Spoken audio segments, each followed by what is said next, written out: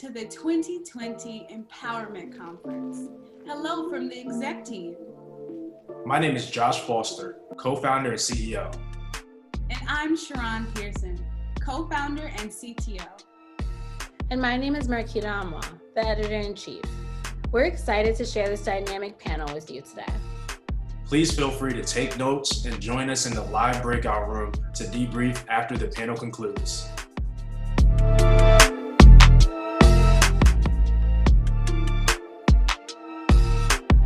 Hey everyone, thank you for joining us today for the EmpowerMint 2020 conference. We have a great panel here for you guys lined up.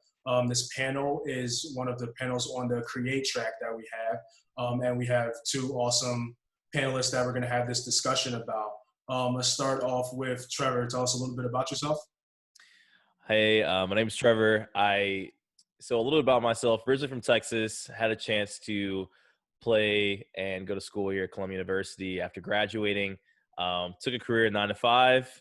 Quickly realized it wasn't for me. Used social media realistically as an outlet for myself, for fitness and things like that. Began to understand the opportunity that social media had and built a career from there. Now I'm a fitness model and a full-time content creator and work with a lot of cool brands like Coca-Cola, Nike, Adidas, New York Sports Club, things like that. So happy to be here. And Josh, thanks for putting this on. Awesome. Thank you. All right, Daniel. Hey guys, what's going on? Daniel Buter. I own a marketing company. This is what I specialize in. I work with companies and celebrities doing their marketing, from like websites to commercials, branding, all of that. And through my years, I've just been able to build up a lot of cool connections, and I'm doing what I love. So it's just a blessing for me. Every step I'm taking is just like, I'm just so happy to be here. Thank you for putting this on again, Josh. It's great. Awesome. Thanks, guys. Again, we definitely appreciate you both taking your time to do this. The Mint team is looking forward to be able to share this with everyone. So kind of want to dive into getting to know a little bit more about you guys through your journey, but through the lens of the Create track that we have you guys in. So I think the first way we can dive into it is a unique way of talking about where your creativity is rooted. So the question we want to ask is, what are your Create origin stories? Basically, where does the roots of your creativity begin? And either one of you can take the first stab at this. Trevor, I want to hear yours. Go for it, man. Put me on the spot. Where's my creative, I guess, origins begin? That's a really good question. It's a question I kind of think about often now, actually. And it's like, for me, it starts with fitness. Fitness has always been a huge part of my life personally, growing up, and also just things that I enjoy, right? Like when it comes to creativity, I think our best creative output comes from the most authentic place within us. And so for me, that is fitness, that's sports, that's entertainment. And to be honest, I'm a big fan of like action heroes and movies. So like that's where like the origin of my creativity starts. Like, being a child watching the superhero films as you grow up. And then my dream as a child also to play in the NFL, like having athletics has been a big part of my life.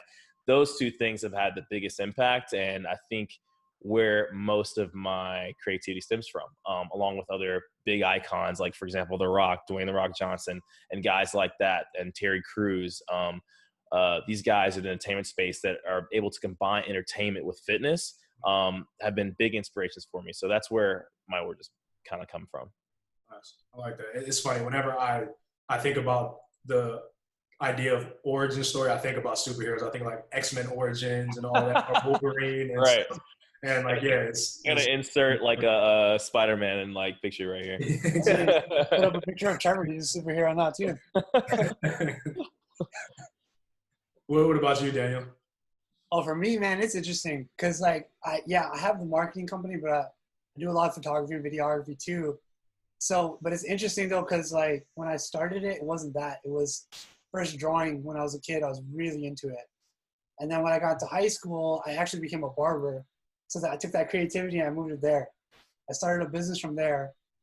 And being creative with that, I was like, I started like turning the gears of marketing and have like really creative solutions to all these, marketing issues that you can have. So in university, I did that. And then then I got a camera actually. And at that point, that's when I started to get into the photography, videography. It was pretty much the same to me as art, as drawing, except it was just another form of it. And, from that, I just kept expanding and doing more because it's like an endless thing. Like you can go on forever about learning photography, video, and doing all this creative stuff. So I guess like the ambition of creativity, that's what keeps me going, So that's kind of like where it kind of all came from.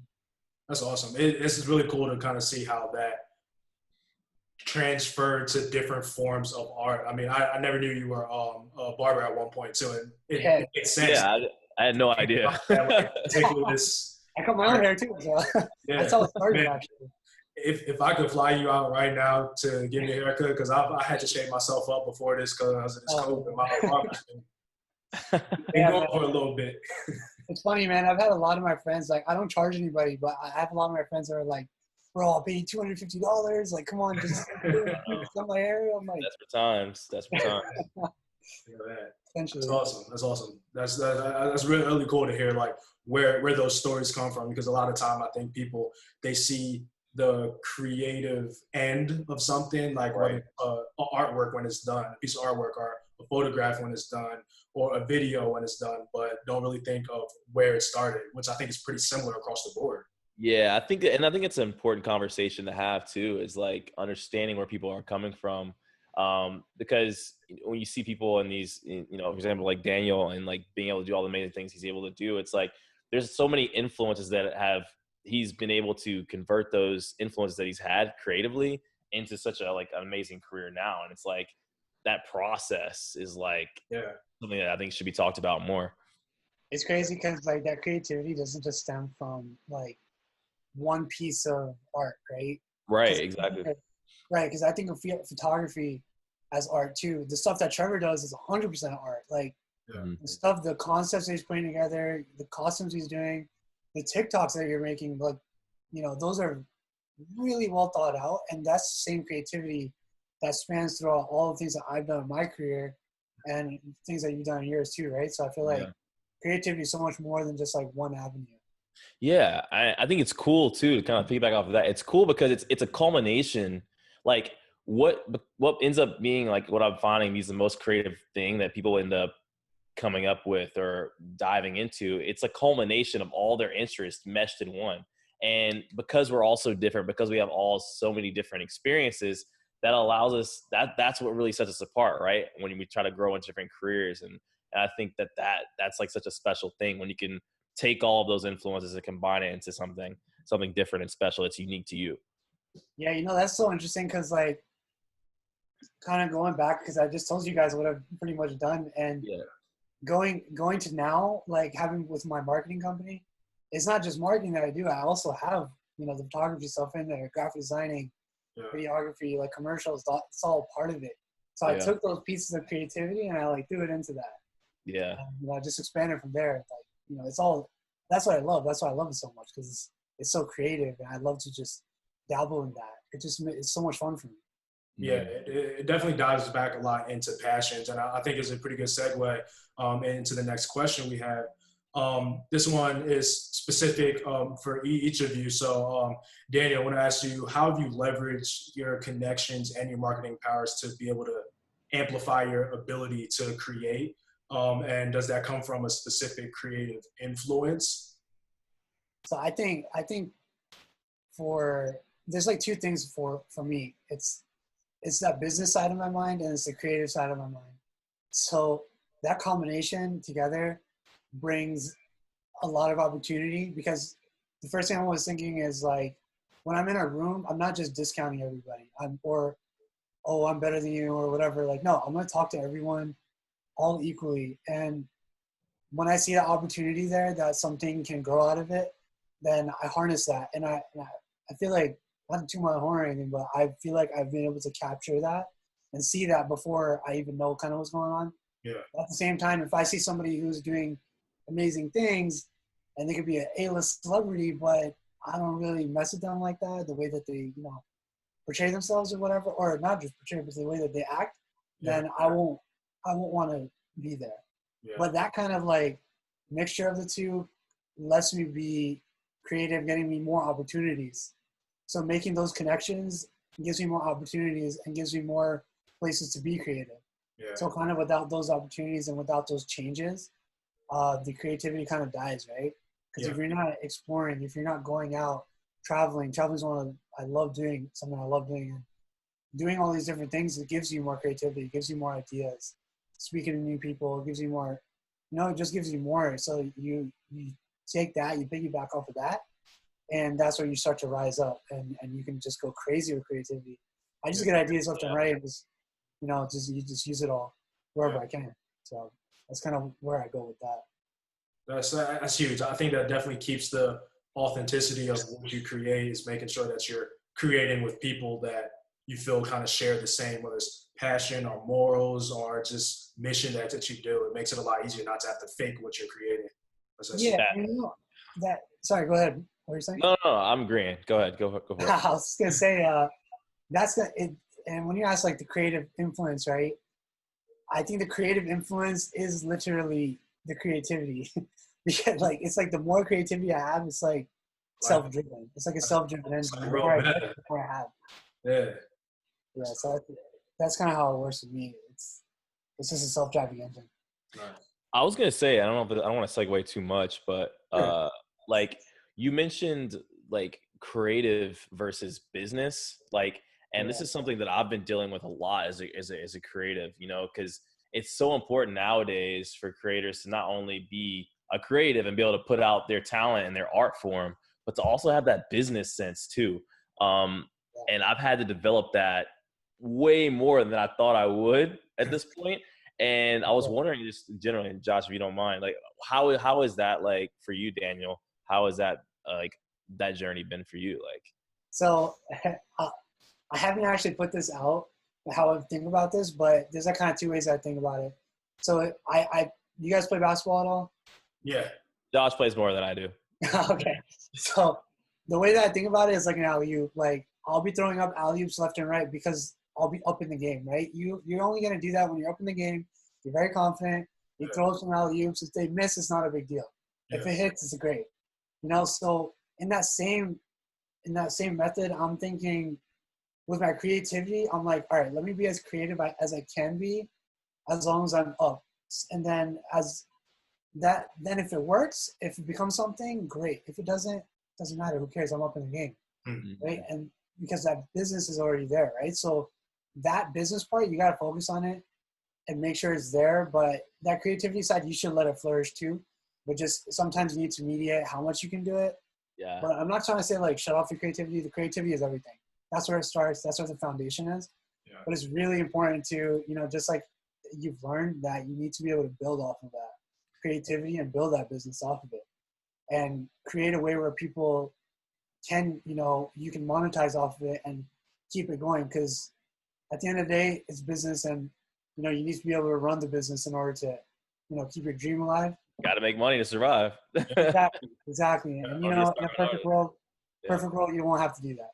Yeah. Perfect world, you can just do what you want to do and you get paid for it and you're great at it and that's it. But I know some creators that are amazingly talented, like so talented, and they don't get paid at all because they don't know how to run the business side. They don't have the business side. Yep. So it's a tough thing. It's a tough thing to balance out. But once you do it, those are the two things that I'll say though. You need to work on it able to be successful as far as like creativity side. That was a good question, Trevor. That was good. I agree. I mean, because it's something I deal with all the time, and it's like I go back and forth. I have to like find a balance really as I've moved in my career, because I can continue to dive deep into the creative process, but if I don't have anything monetized around it through social media or whatever my outlet may be, then it can't be sustainable, right? So it's always to find that balance. So I'm curious to ask you, what's like a specific situation where like this has happened to you? Yeah. So be about what you should do. Yeah. Like for me, so for me, basically I do a lot of types of content, right? I do fitness content. I literally have a big whiteboard here. I do fitness content, nutrition content, educational content, and then cosplay, like general cosplay content. And then there's a lot of overlap in between those 4 categories. And so for one category, cosplay, for example, you know, with monetizing that, it's not really a direct way of monetization. While it gives me a lot of attention on social media, and like a brand may see that as potential, there's a lot of copyright with cosplay. I can't pop up in a Spider-Man suit and make a video with like a brand because it's copyrighted. So there comes a lot of, you know, things in there. And, you know, my art form is like replicating superheroes and doing all that stuff, but there comes a barrier of monetization there. And so that's one instance that comes up. Another instance is like, you know, with like anything I do, if I'm doing like fitness modeling, things like that, it's like monetizing it is not always, it sometimes seeps away from the creativity I'm finding. You know, when I have to focus on like sales, or if I'm making fitness content, if I have to focus on selling a fitness program or getting clients, like that takes away from like the joy. Sometimes it can sometimes take away from the joy. And so for me, I found that it's really crucial for me specifically to find the balance. And I've gotten better at it now, but yeah, sometimes when I'm doing photography for a client, it's like, man, I really want to do this, but I can't because this is the way that you want it. of course, And like, it's exactly like, the same scenario. Yeah. yeah, but I think going to the superhero thing, when you do that, it's actually you can think about it. You kind of said it out actually perfectly. You said it perfectly, where like it's not direct monetization, but actually that's such a powerful marketing tool for you that it gets those people in the door. Of course. And another thing I should say, and this is probably helpful for people that are going to be watching this in retrospect, is like, there are always going to be ways to monetize. It may not be direct, right? Like for example, I do this fitness stuff and the cosplay, but there's no direct way to monetize that, right? But like you said, there is attention, and there are ways on social media to monetize: YouTube ads, TikTok virtual gifts. You can make money by going live on TikTok. There's all sorts of ways to do it. So there's ways to do it, but I just find that it's been a challenge sometimes. And so I just wanted to kind of acknowledge that there is, like, for me as a creator and a lot of creators in the space that I've talked to, there seems to be a challenge with finding that balance between the two. Yeah, I think that's definitely huge. I mean, throughout everyone that will be speaking on the Create track panel and even the other 3 tracks, a big thing we want to try to extract is how you leverage the different pieces that you're good at, to whether it is to monetize or it's to just do what you want to do with your life. And I think kind of playing off of the original question for Daniel, for you, Trevor, how do you kind of leverage your past experience and then also your ability to influence, to be able to amplify your ability to create? And because I think that's kind of going on with what you were saying, is how sometimes there's things that you're not making money off of directly, but that can fall into the category of those are the things that are keeping the community that you influence involved, so that when you put something out, they'll be the first ones to buy it because they know who you are.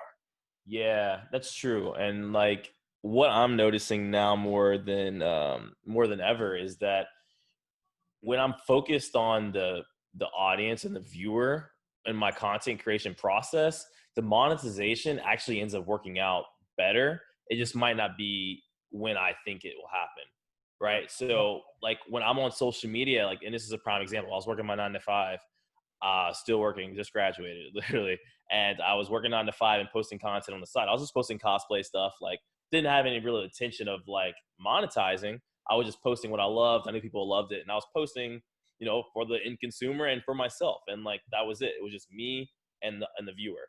And what happened was I ended up getting offered to get on a TV show from that moment.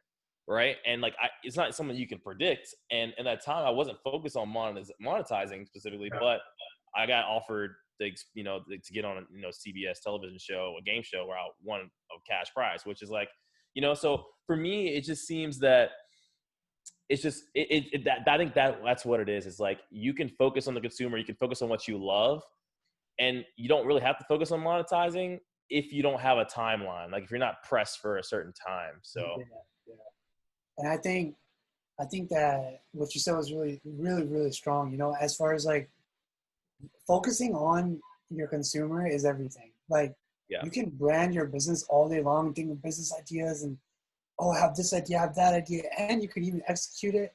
But at the end of the day, if you don't know what the consumer wants, it's not there, right? Yeah. So not being genuine in the social media game is like, it's so easy to see through, Yeah. and the audience picks up on that. So when you're catering to the audience, you're giving the audience what they want, and you're also, fulfilling yourself creative wise, then you're able to push that boundary where you don't even know. Like, how could you have thought, like, oh, I'm going to get on TV because of this? You wouldn't have thought that. Yeah. Because that's what happened because you were catering to them. It's safe to say that I've never felt regret from putting the audience first or putting the consumer first. That's huge. I don't think you ever will either. That's always the best way to do it, 100%. Yeah, it's like they say in any forms of business, the client's always right or the consumer's always right. The user, who you're creating for, and I feel like as long as you're creating for yourself and for the people that enjoy what you do, it'll continue to be a passion as long as it takes. But that's for the next 10, 20, 30, 40, 50 years. And I think kind of going into the next question, kind of wanting to look at 10, 20, 30 years from now. If both of you could fast forward from today, let's say 30 years, what would you see as the lasting legacy of creativity that you were able to leave for the previous 3 decades? Or if you want to look at it from the other lens, if you were to look right now and paint a picture of what the next 30 years would look like for your creativity and that legacy, what would that be? And shout out to my man Maurice Manley for her that question he had asked my co-founder and I, Sharon. Shout out to Maurice. Podcast, and I was like, man, that is a good question. All right, Daniel, you're up. This is gonna happen. Let's see it.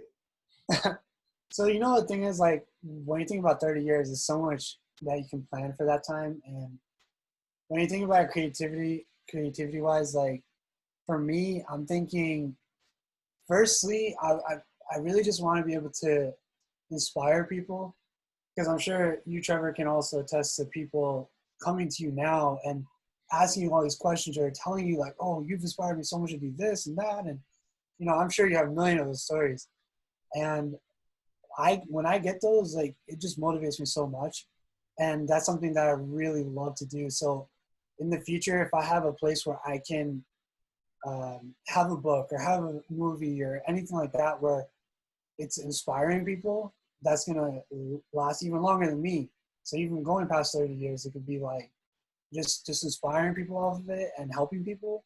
And that's going to be like my biggest thing. So that's like kind of like the first thing about that. And I feel like creatively, I really just want to make some really powerful pieces that stand the test of time, right? And, doing that creatively, I think that will just make me really happy as far as like what I've done. And, I want to be able to have something that people could look at and just be like, oh yeah, we know when that came out, we remember, like, that was really powerful. And, that's really like kind of like what I'm really shooting for as far as like the 30 year mark from today. I think that'll probably be a strong place to be at. Nice. That's awesome. Yeah, that's actually really amazing. And I would actually agree with a lot of things Daniel said, and I would share the same sentiment. For myself, 30 years. It's a tough question, Josh. Tough question. What would almost 60-year-old Trevor do? 60-year-old Trev. Would you still be jumping off the buildings in Spider-Man suits? Honestly, probably, everybody. Probably. You probably still I would be trying to do my best at that point.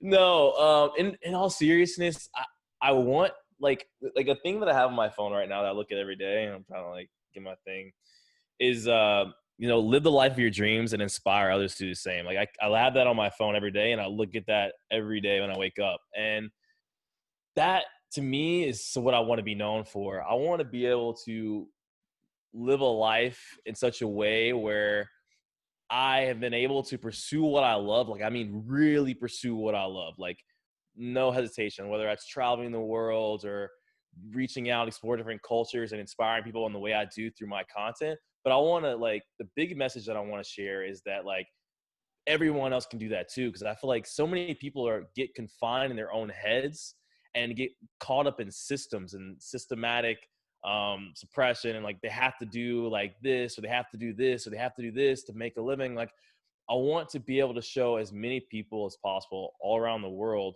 that with enough creativity and the willingness and the willpower, that you can turn what you really love, that thing that burns inside of you when you wake up every day, like that deep down passion, into something that you can do every day and you can share with people, and that can be your livelihood. And that's what I want. Like, I really want, like, I can't stress enough. That's what I want to do. I think that, you know, I run a school right now on an education platform called School of TikTok, where we help people turn their passions into like businesses using social media. And so if I could do that on a wide scale, that's what I want to be known for. Man, yeah. You almost fired me up to just go jump off the top of my building. But I don't think I still got that bunnies like I used to, so I have to chill. I see you jumping around a little bit. I don't know, man. Look yourself short. That's good. That's real good. I like that. I think, it's crazy. I think a lot of times people in our age range, as we're really digging in deep and trying to figure out what our passion is and what we want to continue to do, I feel like a lot of times we don't sit back and see we've come a long way from where we started. And then also too, like, wait, there's an impact that I'm making on someone right now, whether I know we are making that impact or not. Like, there's an impact that's being had. So what exactly would that look like when I look back at my life and kind of think about that? And I think that's really, really important. Not to always live in the future. I think living a moment is good, but sometimes it is good to kind of see where you're headed, because that might help you. Agreed. You'd be so surprised, like, even when, like, I wasn't even promoting my stuff too much and, like, nobody really knew what was kind of going on with me. Mm-hmm. Even then, I had people telling me, like, you know, wow, you know, you did this. Like, oh, you have your business in high school for the haircuts, right? That, oh, yeah. You did this, and now I'm so inspired to start my own business. And I've had those messages so many times from, like, friends in high school and stuff like that. And it's kind of crazy. Like, you would never know, literally never know that how much you impacted somebody. And, like, it's insane. So that's all, like, I'm always on edge as far as, like, making sure everything's on point. And, you know, because it's not just about me. It's not about just my personal image, but it's also about them. It's like, there's people kind of looking up to you all the time. Yeah, no matter who you are. You can even be an uncle or a father or mother. It doesn't, like, you could just be there for somebody and they'll be looking up to you. And that's just how it is. So it's like it's always like really smart to stay on top of the game for everything, right? Isn't it crazy how, like, too, is when I realized this, when it becomes bigger than you, like, how you move different and you think different. Like, when it becomes, like, you know, you mentioned, like, you realize, like, it's bigger than you. Like, this person, you weren't even doing anything, and this person, you inspired this person and basically probably changed that person's life. Superhero mentality, man. Yeah, when it becomes bigger than you, like, you move different. Like, your why becomes so big, and, like, your whole process is different, right? And, like, I think it's just amazing that you touched on that. So I feel the same. Yeah, it's crazy. And, like, one of the things that kind of goes into the 30-year thing as well, the 30-year plan, is, like, one of the ways that I want to reach out to people is also one day work in, like, the marketing department for the White House. That's one of the things on my vision board. So doing that is something that, like, you know, I can reach out to so many more people, right? Yeah. And it can be so crazy that, you know, it's just unseen that I wouldn't be able to comprehend that even to a point, right? So it's like having that kind of mindset is everything. Yeah. And that's for anybody. That's not just influencers and people who are famous. It's for anyone. You know, it's really powerful. Really powerful thing to look at. That's huge. I like that. Man, this has been good. This has been really good. Definitely a lot of gems. Like I said, I feel inspired right now. I don't know what I'm about to go do after this, but I'm do it with all my might now. I'm gonna go have the best drink of water. Right? Man, that's good. I mean, that's great. We definitely really appreciate you guys taking the time to share that. As we close out, I wanted to see if there were any final thoughts you guys have, any final statements, or even any final plugs for something you're doing right now or something you plan on doing whatever y'all got, this is your platform to do it. Trevor, it's your turn. No, I knew it. I knew it was coming. Final thing for me, just like tidbits of like little wisdom or inspiration, I guess. With everything going on right now, times are tough. And I think that something that everybody could keep in mind is that, like, with everything going on, there's always opportunity and there's always hope. When we focus on all the negativity rather than the hope, we can find ourselves in a tough place. But if we focus on the hope, we end up finding more opportunities that we never could imagine. There's one quote that I read recently during quarantine that was, the most millionaires are made during a depression. And that statement holds true. And I think that resonates with the concept of how much opportunity comes in times of distress. And I don't mean that in like oh, I gotta take advantage, but I mean that in like, there's opportunities to help, there's opportunities to uplift people, you know, and it's like that's something to be inspired by. So that's what I would leave with. I like that. I'm gonna have to go back, watch this replay, and take some of those quotes. It's like Instagram caption for days right there. Yeah, I like that. All right, Danny, you got the floor.